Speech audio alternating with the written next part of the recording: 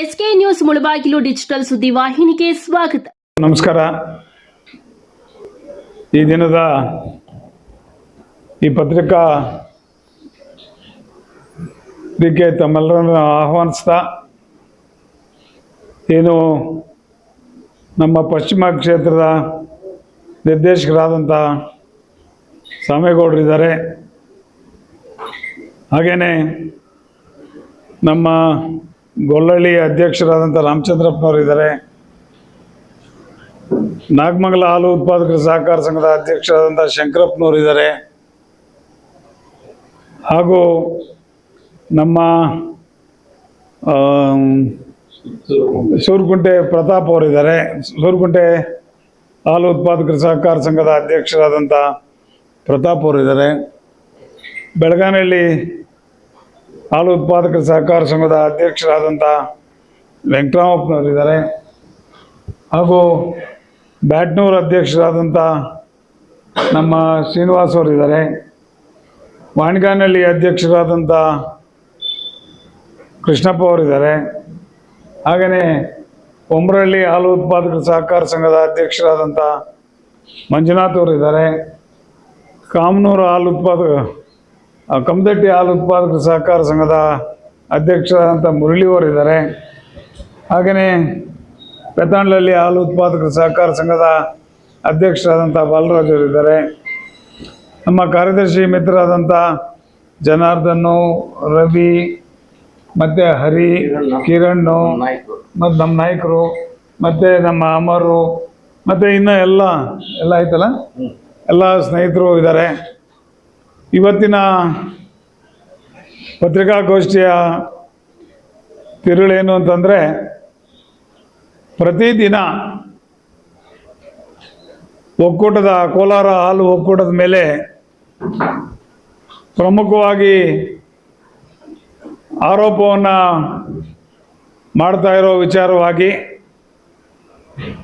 ಮತ್ತು ಕೋಲಾರ ಹಾಲು ಒಕ್ಕೂಟದಲ್ಲಿ ಭ್ರಷ್ಟಾಚಾರ ಜಾಸ್ತಿಯಾಗಿ 500 ಕೋಟಿ ಹಣವನ್ನು ತಿಂದಿದ್ದಾರೆ ಅನ್ನೋ ಒಂದು ವಿಚಾರವಾಗಿ ಕೆಲವೊಂದು ವಿಚಾರಗಳನ್ನು ತಮ್ಮ ಮುಂದೆ ಹಂಚ್ಕೋಬೇಕು ಮತ್ತು ಈ ಒಂದು ಏನು ಆಪಾದನೆ ಇದೆ ಇದು ಸತ್ಯಕ್ಕೆ ದೂರವಾದಂಥದ್ದು.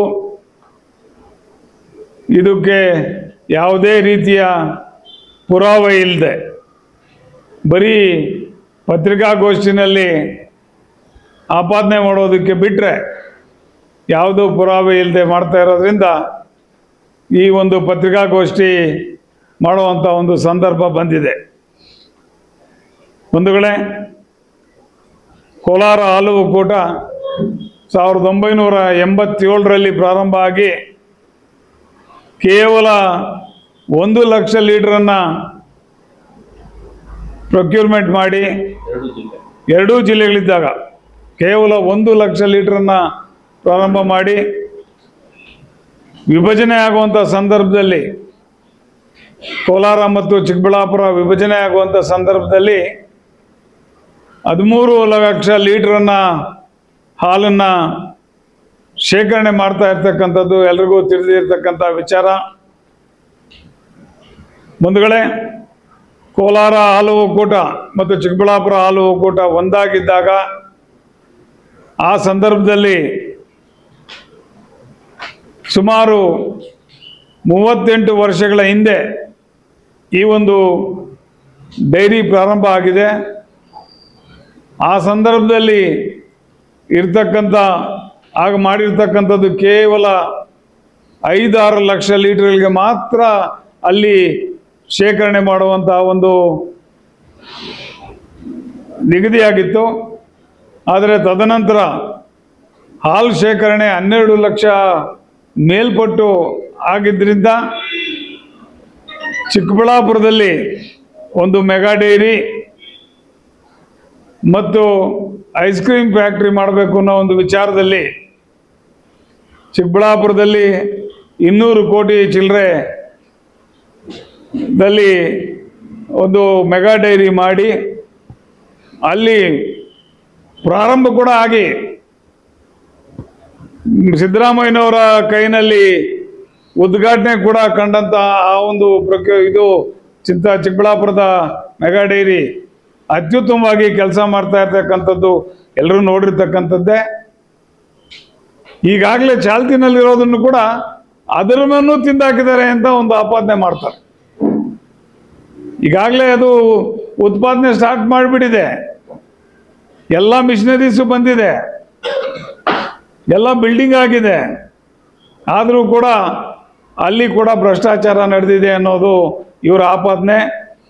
ಇವರು ಒಂದು ಸಾರಿ ಚಿಕ್ಕಬಳ್ಳಾಪುರದ ಮೆಗಾ ಡೈರಿಗೆ ಹೋಗಿ ಕಣ್ಣಾರೆ ನೋಡಿ ಬಂದರೆ ವಾಸ್ತುಸ್ಥಿತಿ ಅರ್ಥ ಆಗ್ತದೆ. ತದನಂತರ ಏನು ಚಿಕ್ಕಬಳ್ಳಾಪುರದ ಒಕ್ಕೂಟಕ್ಕೆ ಸೇರಿದಂಥ ಚಿಂತಾಮಣಿನಲ್ಲಿ 60 ಕೋಟಿ ವೆಚ್ಚದಲ್ಲಿ ಐಸ್ ಕ್ರೀಮ್ ಘಟಕವನ್ನು ಸ್ಥಾಪನೆ ಮಾಡೋಕ್ಕೆ ಹೊರಟಿದ್ದಾರೆ. ಅದು ಪ್ರಾರಂಭ ಆಗೋಕ್ಕೆ ಮೊದಲೇ ನಮ್ಮಿಂದ ಬೇರೆ ಆಗಿ ಚಿಕ್ಕಬಳ್ಳಾಪುರ ಹಾಲು ಒಕ್ಕೂಟ ಬೇರೆ ಆಯಿತು. ಈಗ ನಮ್ಮದೇ ಒಕ್ಕೂಟ ಬೇರೆ ಆಗಿದೆ, ಅವ್ರದ್ದೇ ಒಕ್ಕೂಟ ಬೇರೆ ಆಗಿದೆ. ನಮ್ಮ ಒಂದು ಪ್ರೊಕ್ಯೂರ್ಮೆಂಟ್, ನಮ್ಮ ಒಂದು ಹಾಲು ಶೇಖರಣೆ ಪ್ರತಿ ದಿನಕ್ಕೆ 7,40,000 ಲೀಟ್ರ್ ಇವತ್ತಿಗಿದೆ. ಜೊತೆಗೆ ನಮ್ಮಲ್ಲಿ ಕೂಡ 34 ವರ್ಷ 35 ವರ್ಷ ಹಳೇದಾದಂಥ ಡೈರಿ ಆಗಿದ್ದ ಕಾರಣದಿಂದ ನಮ್ಮಲ್ಲಿ MVK ಹೆಸರಿನಲ್ಲಿ ಗೋಲ್ಡನ್ ಡೈರಿ ಅಂತ ಮಾಡಬೇಕು ಅಂತ ಹೊರಟಾಗ ಅನೇಕ ಅಡೆತಡೆಗಳು ಬಂದವು. ಆ ಅಡೆತಡೆಗಳು ಬಂದರೂ ಕೂಡ ಎಲ್ಲರೂ ಏಕೀಭವಿಸಿ ಕಟ್ಟಡ ನಿರ್ಮಾಣಕ್ಕೆ 50 ಕೋಟಿ ಮತ್ತು ಟೆಟ್ರಾಪ್ಯಾಕು ಮತ್ತು ಬೇರೆ ಇವು ಉಪಕರಣಗಳನ್ನ ತಗೊಳ್ಳೋದಕ್ಕೆ ಎಲ್ಲ ಸೇರಿ 195 ಕೋಟಿಗೆ ಟೆಂಡರ್ ಮುಖಾಂತರ ಆಹ್ವಾನಿಸಿ ಅಲ್ಲಿ ಟೆಂಡರ್ ನಡೆಸಿ ಮಾಡಿರ್ತಕ್ಕಂಥದ್ದು ಎಲ್ರಿಗೂ ಗೊತ್ತಿರೋಂಥ ವಿಚಾರನೇ. ಇವತ್ತು ಏನು ಹೊಸ ಡೈರಿ ಮಾಡ್ತಾ ಇದ್ದೀವೋ ಹತ್ತಿರದಲ್ಲೇ ಅದರ ಪ್ರಾರಂಭೋತ್ಸವ ಕೂಡ ಆಗ್ತದೆ. ಆ ಹೊಸ ಡೈರಿ ಸುಮಾರು 7.5 ಲಕ್ಷ ಲೀಟರ್ಗಿಂತ 10 ಲಕ್ಷ ಲೀಟರು ಸಂಸ್ಕರಿಸುವಂಥ ಒಂದು ಶಕ್ತಿ ಆ ಹೊಸ ಘಟಕಕ್ಕಿದೆ. ಯಾರ್ಯಾರಿಗೆ ಏನೇನು ಅಪನಂಬಿಕೆ ಇದೆ ಅವರು ಬಂದು ಅಲ್ಲಿರ್ತಕ್ಕಂಥ ಮಿಷನರಿ, ಅಲ್ಲಿರ್ತಕ್ಕಂಥ ಕಟ್ಟಡ ಇವುಗಳನ್ನೆಲ್ಲ ಕೂಡ ಗಮನಿಸಿ ಆಮೇಲೆ ಆಪಾದನೆ ಮಾಡಬೇಕಾಗ್ತದೆ. ಏನೂ ಗಮನಿಸದೇನೆ ಆಪಾದನೆ ಮಾಡ್ತಾ ಇರ್ತಕ್ಕಂಥದ್ದು ನಿಜಕ್ಕೂ ಕೂಡ ಇದು ಬಾಲಿಶ ಅಂತೇಳಿ ನಾನು ಹೇಳೋದಕ್ಕೆ ಇಚ್ಛೆ ಪಡ್ತಾ ಇದ್ದೀನಿ. ಹಾಗೇನೆ ಸೋಲಾರ್ ಘಟಕನ ಪ್ರಾರಂಭ ಮಾಡಿದ್ವಿ. ಸೋಲಾರ್ ಘಟಕದಿಂದ ಇದು 60 ಕೋಟಿ ವೆಚ್ಚದಲ್ಲಿ ಸೋಲಾರ್ ಘಟಕ ಪ್ರಾರಂಭ ಮಾಡಿದ್ದೀವಿ. ಇದರ ಹತ್ರ ಅಲ್ಲಿ ಆ ಒಂದು ಘಟಕದಿಂದ ತಿಂಗಳಿಗೆ ನಮಗೆ 70 ರಿಂದ 80 ಲಕ್ಷ ರೂಪಾಯಿ ಮಿಗ್ತಾ ಇದೆ.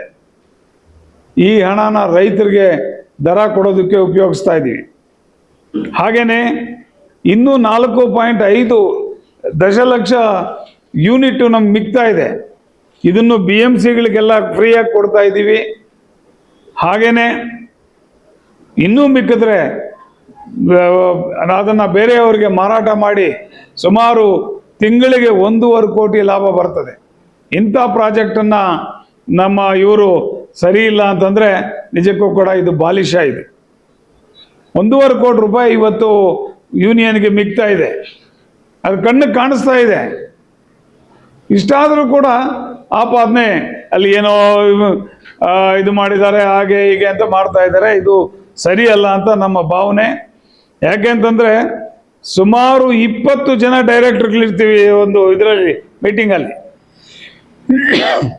ಸರ್ಕಾರದಿಂದ ಜಾಯಿಂಟ್ ರಿಜಿಸ್ಟ್ರಾರ್ ಇರ್ತಾರೆ, deputy director of animal husbandry ಇರ್ತಾರೆ, KMF ಇಂದ ಒಬ್ಬ ನಿರ್ದೇಶಕರು ಇರ್ತಾರೆ, ಜೊತೆಗೆ ಸರ್ಕಾರದ ನಾಮಿನಿ ಇರ್ತಾರೆ. 20 ಜನ ಇದ್ದಾಗ ನಾವು ಯಾವುದೇ ಟೆಂಡರ್ ಮಾಡಬೇಕಾದ್ರೆ ಆ ಟೆಂಡರ್ ಮಾಡಿದ ನಂತರ L1 ಯಾರು ಬರ್ತಾರೋ ಅವ್ರಿಗೆ ಮಾತ್ರ ನಾವು ಟೆಂಡರನ್ನು ಕೊಡುವಂಥ ಪರಿಪಾಠ ಇದೆ. ಇಷ್ಟೆಲ್ಲ ಆದರೂ ಕೂಡ ಈಗ ರಿಕ್ರೂಟ್ಮೆಂಟ್ ಬಗ್ಗೆ ED ಕಂಪ್ಲೇಂಟ್ ಮಾಡಿದ್ದಾರೆ. ಮೊನ್ನೆ ಕೂಡ ಲೋಕಾಯುಕ್ತ ಅಧಿಕಾರಿಗಳು ಬಂದು ಎಲ್ಲ ಪರಿಶೀಲಿಸಿ ಹೋಗಿದ್ದಾರೆ. ಲೋಕಾಯುಕ್ತಕ್ಕೆ ಕಂಪ್ಲೇಂಟ್ ಕೊಟ್ಟಿದ್ದೀರಿ, ಇವ್ರಿಗೆ ಕೊಟ್ಟಿದ್ದೀರಿ, ED ಅವ್ರಿಗೆ. ನೀವು ಯಾರಿಗಾದ್ರೂ ಕಂಪ್ಲೇಂಟ್ ಕೊಡಿ, ಇನ್ವೆಸ್ಟಿಗೇಷನ್ ಮಾಡಲಿ, ತಪ್ಪಿದ್ರೆ ತಪ್ಪಿತಸ್ಥರನ್ನ ಗಲ್ಗಾಕ್ಲಿ, ನಾವು ಅದಕ್ಕೆ ತಯಾರಿದ್ದೀವಿ. ಆದರೆ ಇನ್ನೂ ಇನ್ವೆಸ್ಟಿಗೇಷನ್ನಲ್ಲಿರೋವಾಗಲೇ, ಇನ್ನೂ ಪ್ರಾಥಮಿಕ ಹಂತದಲ್ಲಿರೋವಾಗಲೇ ಯಾವುದೇ ವಿಚಾರಣೆ ಇಲ್ಲದೆ ಎಲ್ಲ ಆಪಾದನೆಗಳು ಆಗೋಗಿದೆ, ನಿಜಾನೇ ಅಂತೇಳಿ ನೀವು ಮಾತಾಡ್ತಾ ಇರ್ತಕ್ಕಂಥದ್ದು ಇದು ಸಮಂಜಸ ಅಲ್ಲ. ಇನ್ನೊಂದು ವಿಚಾರ ನಿಮ್ಗೆ ಹೇಳಬೇಕು ಅಂತಂದರೆ, DCC ಬ್ಯಾಂಕ್ ಮತ್ತೆ ನಮ್ಮ ಹಾಲು ಒಕ್ಕೂಟ ಕೋಲಾರ ಜಿಲ್ಲೆಗೆ 2 ಕಣ್ಣುಗಳಿದ್ದಂಗೆ. ಈಗಾಗಲೇ ವ್ಯವಸ್ಥಿತವಾಗಿ DCC ಬ್ಯಾಂಕನ್ನು ಮುಗಿಸಿದಿರಿ.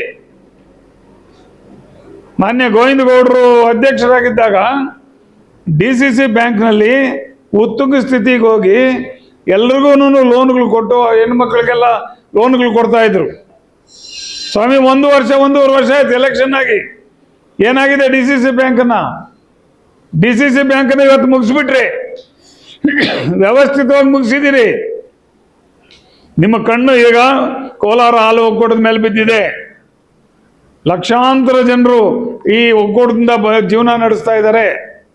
ಇದ್ರ ಮೇಲೆ ನಿಮಗೆ ಕಣ್ಣು ಬಿದ್ದಿದೆ. ಇದು ಒಳ್ಳೆಯದಲ್ಲ. ನಿಜವಾಗ್ಲೂ ಕೂಡ ನೀವು ಸಂಸ್ಥೆ ಹಿತವನ್ನು ಬಯಸೋರಾದರೆ ನೀವು ಸಕ್ಷಮ ಪ್ರಾಧಿಕಾರದಲ್ಲಿ ಕಂಪ್ಲೇಂಟ್ ಕೊಡಿ, ಇನ್ವೆಸ್ಟಿಗೇಷನ್ ಮಾಡಿಸಿ, ತಪ್ಪಿದ್ರೆ ನೀವು ಯಾರನ್ನು ಬೇಕೋ ಜೈಲ್ಗೆ ಹಾಕಿ. ಅದು ಬಿಟ್ಟು ಪತ್ರಿಕಾಗೋಷ್ಠಿ ನಡೆಸೋದು, 500 ಕೋಟಿ ಹೋಗ್ಬಿಟ್ಟಿದೆ, ಅಲ್ಲಿ ಹೋಗ್ಬಿಟ್ಟಿದೆ, ಕಣ್ಣು ಮುಂದೆನೇ ಇದೆ. ಈಗೊಂದು ತೀರ್ಮಾನ ಮಾಡ್ತಾ ಇದ್ದೀವಿ, ಪತ್ರಕರ್ತರನ್ನೆಲ್ಲರನ್ನೂ ಕೂಡ ಕೋಲಾರ ಮತ್ತು ಎಲ್ಲ ಪತ್ರಕರ್ತರನ್ನ ಕರೆದು ನಮ್ಮ ಮೆಗಾ ಡೈರಿಯನ್ನು, MVK ಗೋಲ್ಡನ್ ಡೈರಿಯನ್ನು, ಸೋಲಾರನ್ನು ವಿಸಿಟ್ ಮಾಡಿಸ್ಬೇಕು ಅಂತ ತೀರ್ಮಾನ ಮಾಡಿದ್ದೀವಿ. ಈಗ ಇದು ನಿಜಕ್ಕೂ ಕೂಡ ಇವ್ರು ಮಾಡ್ತಾ ಇರ್ತಕ್ಕಂಥದ್ದು ಸರಿ ಇಲ್ಲ. ಜೊತೆಗೆ ನಾವು ಕರ್ನಾಟಕದಲ್ಲೇ ಅತಿ ಹೆಚ್ಚಿನ ರೇಟನ್ನು ಕೊಡ್ತಾ ಇದ್ದೀವಿ. ಈಗ 39 ರೂಪಾಯಿಯನ್ನು ಕೊಡ್ತಾ ಇದ್ದೀವಿ. ಎಲ್ಲಿ ಯಾವ ಒಕ್ಕೂಟ ಕೂಡ ಇಲ್ಲಿ ಇವಾಗ ಕೊಡ್ತಾ ಇಲ್ಲ. ನಾವೇ ಅತಿ ಹೆಚ್ಚಿನ ದರವನ್ನು ಕೊಡ್ತಾ ಇರ್ತಕ್ಕಂಥದ್ದು. ಇದು ಗಮನಿಸಬೇಕಾದಂಥ ವಿಚಾರ. ಹಾಗೆಯೇ ನಮ್ಮದು ಬರೀ 2 ಲಕ್ಷ ಚಿಲ್ಲರೆ ಮಾರಾಟ ಆಗ್ತಾ ಇದ್ದಿದ್ದು ಹಾಲು ಇವತ್ತು 3,70,000 ಲೀಟ್ರ್ ಮಾರಾಟ ಆಗ್ತಾ ಇದೆ.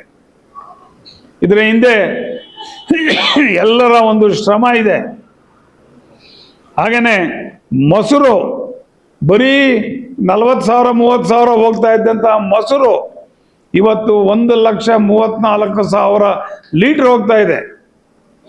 ಎಲ್ಲ ಕ್ಷೇತ್ರಗಳಲ್ಲಿ KMF ಅಡಿನಲ್ಲಿ ಬರ್ತಾ ಇರ್ತಕ್ಕಂಥ 13 ಒಕ್ಕೂಟಗಳಲ್ಲಿ ಮಾರುಕಟ್ಟೆ ವಿಸ್ತರಣೆಯಲ್ಲಿ ಪ್ರಥಮ ಸ್ಥಾನದಲ್ಲಿದೆ ಅಂದರೆ ಅದು ಕೋಲಾರ. ಇದು ವಾಸ್ತವಾಂಶ, ದಾಖಲೆಗಳನ್ನು ನೋಡ್ಬೋದು. ಮಾರ್ಕೆಟಿಂಗಲ್ಲಿ ನಾವು ಫಸ್ಟ್ ಬರ್ತಾ ಇದ್ದೀವಿ.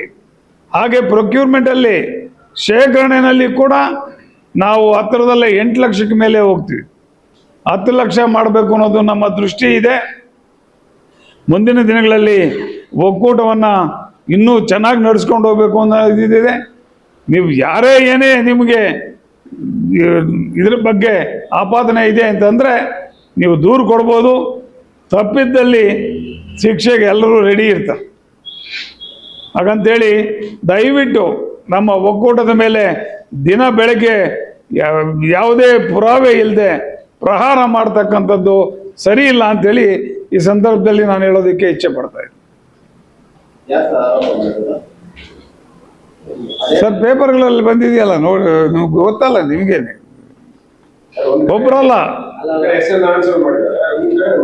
ಅದೇ ಈಗ ನಾನು ಹೇಳೋದು ನಿಮಗೆ ಗೊತ್ತಿದೆ. ನಾನು ಆಪಾದನೆ ಒಬ್ಬರಲ್ಲ, ಬಹಳ ಜನ ಇದೇ ಕೆಲಸ ಹಿಡ್ತಿದ್ದಾರೆ. ನಾನು ಹೇಳೋದು ಯಾರು ಆಪಾದನೆ ಮಾಡ್ತಾ ಇರ್ತಾರೆ ಅವ್ರಿಗೆ ನಾವು ಹೇಳ್ತಾ ಇರೋದು, ಸ್ಪಷ್ಟೀಕರಣ ಕೊಡ್ತಾ ಇರೋದು ಈ ರೀತಿ ಇದೆ. ನೀವು ಬೇಕಾದರೆ ನಮ್ಮ ದೂರುಗಳನ್ನ ಕೊಟ್ಕೊಳ್ರಿ, ಒಕ್ಕೂಟ ಸರಿ ಇಲ್ಲ ಅಂತೇಳಿ ಅದರಲ್ಲಿ ಇನ್ವೆಸ್ಟಿಗೇಷನ್ ಮಾಡಿಸಿ, ತಪ್ಪಿದ್ರೆ ಶಿಕ್ಷೆ ಆಗಲಿ. ಯಾರಿಗೆ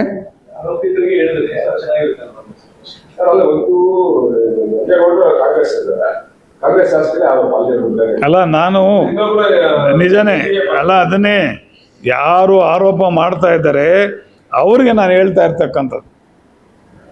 ಯಾರೆಲ್ಲ ಆರೋಪ ಮಾಡ್ತಾ ಇದ್ದಾರಲ್ಲ, ನೀವು ಆರೋಪ ಮಾಡೋರು ಸಕ್ಷಮ ಪ್ರಾಧಿಕಾರದ ಮುಂದೆ ಹೋಗಿ ಅಲ್ಲಿ ನೀವು ಹೇಳಿ, ತಪ್ಪಿದ್ರೆ ಶಿಕ್ಷೆ ಮಾಡಲಿ, ನಾವು ಎಲ್ಲರೂ ತಯಾರಿದ್ದೀವಿ.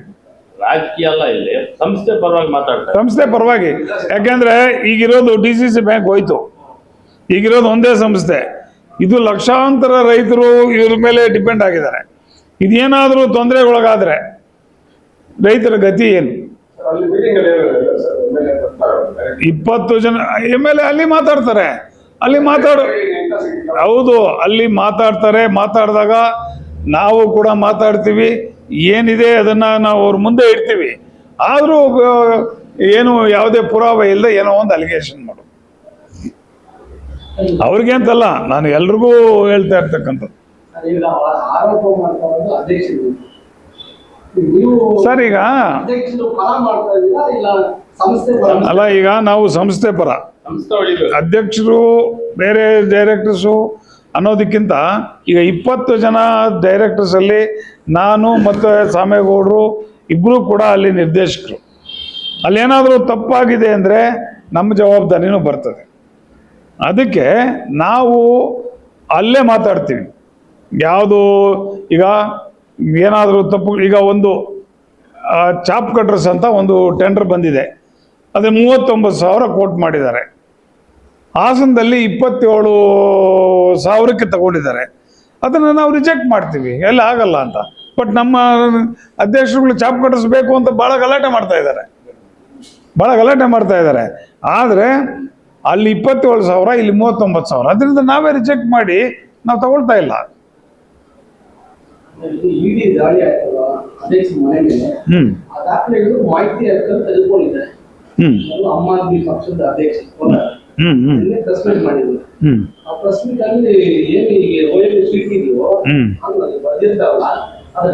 ನಾನು ಅದನ್ನೇ ಸುಕುಮಾರ್ ಅವ್ರು ನಾನು ಹೇಳ್ತಾ ಇರೋದು ಒಂದು ನಿಮಿಷ ಹೇಳ್ತೀನಿ. ಅದನ್ನ ಇನ್ವೆಸ್ಟಿಗೇಷನ್ ನಡೀತಾ ಇದೆಯಲ್ಲ, ತಪ್ಪಿದ್ರೆ ಶಿಕ್ಷೆ ಆಗಲಿ. ಈಗ ತಪ್ಪಿದ್ರೆ ಶಿಕ್ಷೆ ಆಗಲಿ. ಅಲ್ಲ, ಅಲ್ಲಿನೂ ಅಷ್ಟೇ, ಕೋರ್ಟಲ್ಲಿ ಈಗ ಸ್ಟೇ ತಂದಿದ್ದಾರೆ ಅಂದರೆ ನಾಳೆ ದಿವಸ ತಪ್ಪು ಅಂತ ಪ್ರೂವ್ ಆದ್ರೆ ಕೇಸ್ ನಡೀತದೆ. ಅಲ್ಲ, ಸ್ಟೇ ತಂದಿಟ್ಟರು ಕೂಡ ನಿಜನೇ. ಈಗ ನಾವು ಒಂದು ನಿಮಿಷ, ಈಗ ಇನ್ವೆಸ್ಟಿಗೇಷನ್ ಆದಮೇಲೆ ಸ್ಟೇ ತಂದಿದ್ದಾರೆ ಅಂತ ಹೇಳ್ತಾ ಇದ್ದೀರಿ. ಸ್ಟೇ ವೆಕೇಟ್ ಮಾಡಿಸ್ಲಿ, ಇವರು ಸ್ಟೇ ವೆಕೇಟ್ ಮಾಡಿಸ್ಲಿ. ಅದಕ್ಕೇನಂತೆ ಕೋರ್ಟು ನ್ಯಾಯದ ಪರ ಇರುತ್ತೆ. ವೆಕೇಟ್ ಮಾಡಿಸ್ಲಿ, ನಡೆಸಲಿ, ಅಲ್ಲಿ ತಪ್ಪಿದ್ರೆ ಶಿಕ್ಷೆ ಆಗಲಿ. ನಾವ್ ಹೇಳೋದು ಅಷ್ಟೇನೆ. ಈಗ ಅಲ್ಲಿ ಎಂಪ್ಲಾಯ್ದು ಈಗ ಒಂದು ಹೇಳ್ತೀನಿ, ಪ್ರತಿಯೊಬ್ಬ ಡೈರೆಕ್ಟರ್ಗೂ 1-2 ಇಂಟರ್ವ್ಯೂಗಳಲ್ಲಿ ಯಾರು ಬಂದಿರ್ತಾರೆ ಅವರು ರೆಕಮೆಂಡ್ ಮಾಡಿದ್ರೆ 1-2 ಮಾಡ್ತಾರೆ. ಸರ್ಕಾರದಲ್ಲಿ ಮಾಡಲ್ವಾ, KPSCಯಲ್ಲಿ ಮಾಡಲ್ವಾ? ಈ ರೀತಿ ಅವರು ನೋಡಪ್ಪ ಇವನು ಒಳ್ಳೆ ಅಭ್ಯರ್ಥಿ, ಇವನಿಗೆ ಕೊಡಿ ಅಂತ ಹೇಳಿರ್ತಾರೆ. ಅಂಥ ಸಂದರ್ಭದಲ್ಲಿ ಅವರು ಕರೆಕ್ಟಾಗಿದ್ದರೆ ಕೊಡ್ತಾರೆ. ಹಾಗಾಗಿ ಅದು ಆಪಾದನೆ ಅಷ್ಟೇ. ಅಲ್ಲ, ನಾನು ಹೇಳ್ತಾ ಇದ್ದೀನಲ್ಲ, OMR ಶೀಟು ತಿದ್ದಿರೋದು ಬರೀ ಅಲಿಗೇಷನ್ ಅಷ್ಟೇ. ಅದ್ರ ಮೇಲೆ ನಡೀತಾ ಇದೆಯಲ್ಲ, ತಪ್ಪಿದ್ರೆ ಶಿಕ್ಷೆ ಆಗಲಿ. ನಾನು ಅದನ್ನೇ ಹೇಳ್ತಾ ಇದ್ದೀನಿ.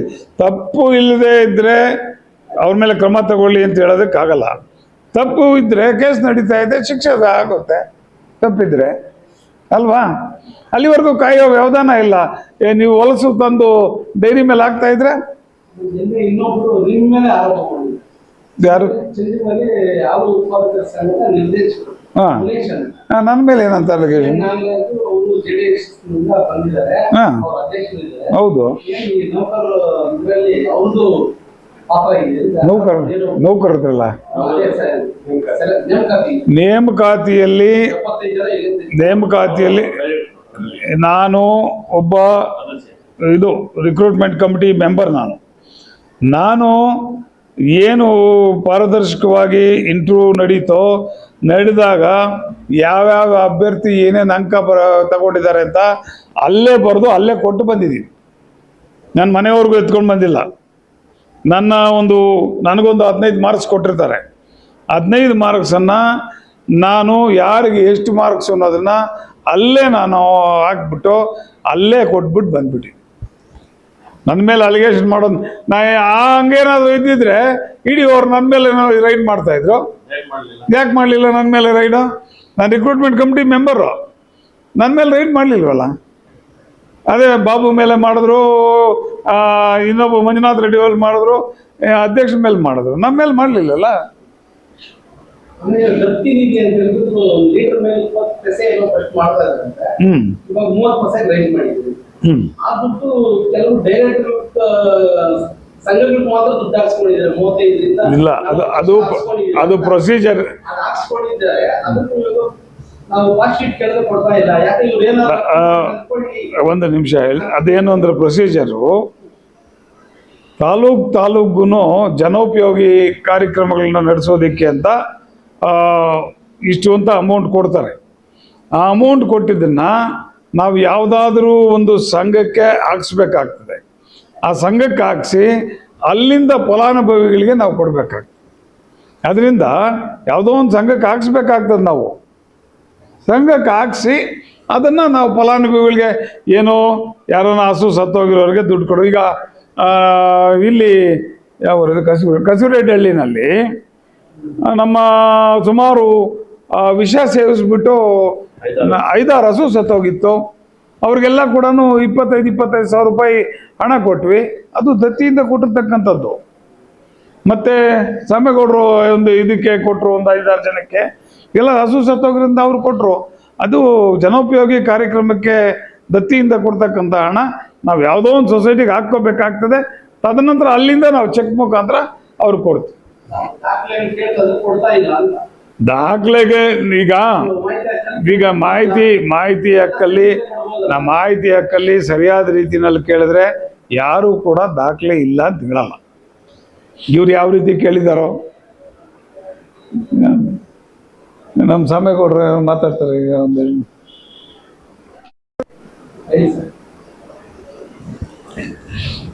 ನಾನು ಹೇಳೋದೇನಿಲ್ಲ, ಎಲ್ಲ ನಮ್ಮ ಹಿರಿಯರು ಹೇಳ್ಬಿಟ್ಟಿದೆ. ಯಾಕಂದ್ರೆ ವಾಸ್ತು ಸ್ಥಿತಿ ಅವ್ರಿಗೆ ಚೆನ್ನಾಗಿ ಗೊತ್ತಿದೆ. ಹಿಂದೆ ಏನಾಗಿತ್ತು ಏನಂತ ವಾಸ್ತು ಸ್ಥಿತಿ ಗೊತ್ತಾಗಿದೆ.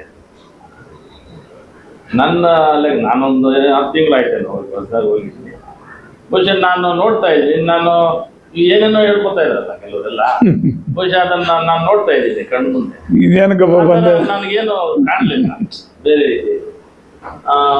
ಅದು ಏನ್ ನಡೆದಿದೆಯೋ ಏನಿಲ್ವೋ ಅಂತ ಹೇಳ್ಬಿಟ್ಟು ಈಗ ಆ ರೀತಿ ನಡೆದಿದ್ದು. ಈಗ ಒಂದು ಲಾಸ್ಟ್ ಟೈಮ್ ಏನು ಆಡಳಿತ ಅಧಿಕಾರಿಗಳು ಅದನ್ನ ನಮ್ಮ 6 ತಿಂಗಳು 8 ತಿಂಗಳು ಕಮಿಟಿಯಲ್ಲೇ ಇದ್ದ ಟೈಮಲ್ಲಿ ಆಡಳಿತ ಅಧಿಕಾರಿ ಅವಧಿಯಲ್ಲಿ ಸುಮಾರು ಹೆಚ್ಚು ಕಡಿಮೆ ಆಗಿತ್ತು. ಅವಾಗ ಅದ್ರ ಬಗ್ಗೆ ಸುಮಾರು ಜನ ಅದ್ರ ಬಗ್ಗೆ ಮಾತಾಡೋದು. ಬಹುಶಃ ಆ ಟೈಮಲ್ಲಿ ಲಾಸು ಆಗಿತ್ತಲ್ಲಣ್ಣ. 14 ಕೋಟಿ ನಷ್ಟ ಆಯ್ತು. ಅಡ್ಮಿನಿಸ್ಟ್ರೇಟರ್ ಇದ್ದಾಗ 14 ಕೋಟಿ ರೂಪಾಯಿ ನಷ್ಟ ಇತ್ತು. 14 ಕೋಟಿ ರೂಪಾಯಿ ನಷ್ಟವನ್ನ ತೊಡೆದಾಕಿ ಮತ್ತೆ 10 ಕೋಟಿ ಲಾಭ ಮಾಡಿದ್ರು.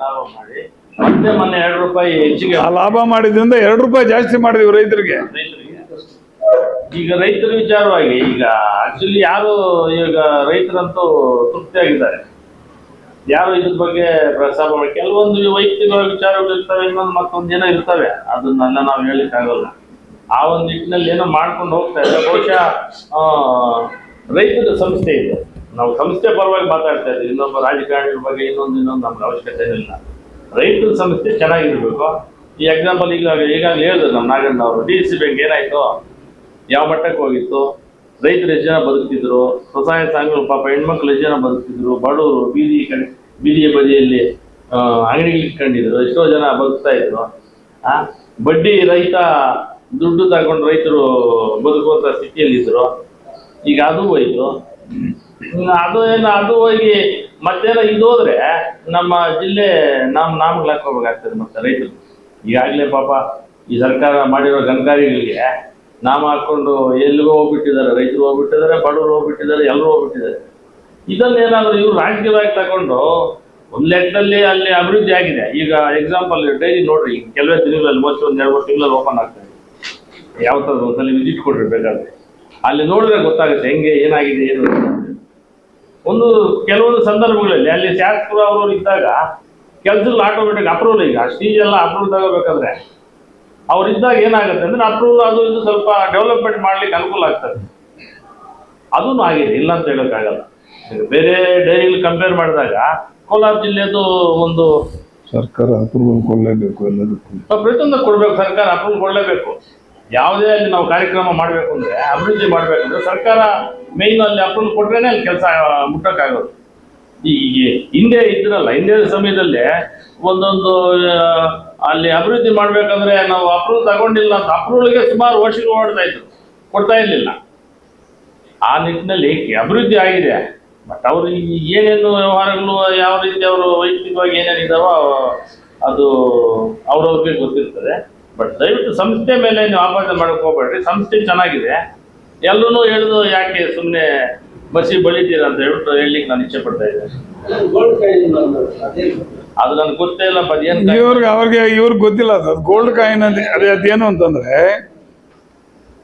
ದತ್ತಿನಲ್ಲಿ ಮೀಟಿಂಗ್ಸ್ ನಡೀತಾ ಇರ್ತವೆ. ಆ ಮೀಟಿಂಗ್ಸ್ನಲ್ಲಿ ನಾವು ಸಿಟ್ಟಿಂಗ್ ಚಾರ್ಜ್ ತಗೊಂಡಿಲ್ಲ. ಯಾವಾಗ ಸಿಟ್ಟಿಂಗ್ ಚಾರ್ಜ್ ತಗೊಂಡಿಲ್ವೋ ಆ ಸಿಟ್ಟಿಂಗ್ ಚಾರ್ಜ್ಗೋಸ್ಕರ ಅವರು ನೆನಪಿನ ಕಾಣಿಕೆ ಅಂತ ಒಂದು ಕೊಟ್ಟಿದ್ದಾರೆ. ಅದೇನು ನಾನು ನೋಡೋಕೆ ಹೋಗ್ಲಿಲ್ಲಪ್ಪ, ಅದು ಎಷ್ಟು ಗ್ರಾಮ ಏನು ಕೊಟ್ಟಿದ್ದಾರೆ, ನೆನಪಿಗೆ ಕೊಟ್ಟಿದ್ದಾರೆ, ಅದು ರೆಕಾರ್ಡಲ್ಲೇ ಇದೆ. ಕೊಟ್ಟಿದ್ದಾರೆ, ತಗೊಂಡೋಗಿ ಹೆಂಗಸರು ಕೊಟ್ಟಿದ್ದೀವಿ ಅಷ್ಟೇ. ನಾವು ಇಲ್ಲ ಬೇಕು ಅಂದರೆ ಅದನ್ನು ವಾಪಸ್ ಕೊಡೋದು ಕೊಟ್ಬಿಡ್ತೀವಿ. ನಮ್ಗೇನು ಅದರಿಂದ ಜೀವನ ಮಾಡ್ತಾ ಇಲ್ಲ.